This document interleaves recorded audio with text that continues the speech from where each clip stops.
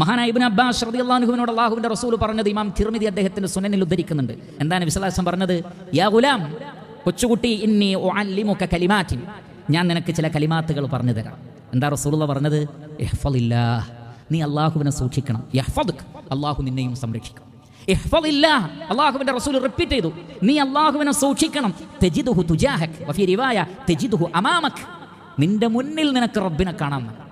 ഒരു പ്രതിസന്ധി വരുമ്പോൾ പടച്ച റബ്ബ് നമ്മുടെ മുന്നിൽ വന്നതുപോലെ പരിഹാരം ഉണ്ടാകും. ഏത് വിഷമങ്ങളിലും സംരക്ഷണം. യഹ്ഫളുക, അല്ലാഹു നിന്നെ കാത്തു സംരക്ഷിക്കും. പക്ഷെ എന്താ ഷർത്ത്? ഇഹ്ഫളില്ലാ, നീ അല്ലാഹുവിനെ സൂക്ഷിക്കണം. എന്താണ് ആ സൂക്ഷ്മത?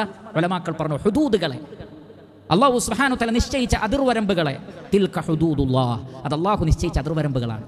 വ്യഭിചരിക്കരുത്, കള്ളുകുടിക്കരുത്, പലിശയുമായി ബന്ധപ്പെടരുത്, കളവ് പറയരുത്, മാതാപിതാക്കളെ വഴക്ക് പറയരുത്, അവരോട് ഛേ എന്ന് പോലും പറയരുത്, ഭാര്യമാരോട് മോശമായി പെരുമാറരുത്, മക്കളോടുള്ള അവകാശങ്ങൾ നിഷേധിക്കരുത് എന്നിങ്ങനെ തുടങ്ങി ഒട്ടനവധി ഹുദൂദുകൾ ഇസ്ലാമിലുണ്ട്. ആ ഹുദൂദുകളെ സൂക്ഷിക്കുന്നതിന് അളവ് എത്രയുണ്ടോ അത്രമാത്രം സംരക്ഷണം ലഭിക്കും.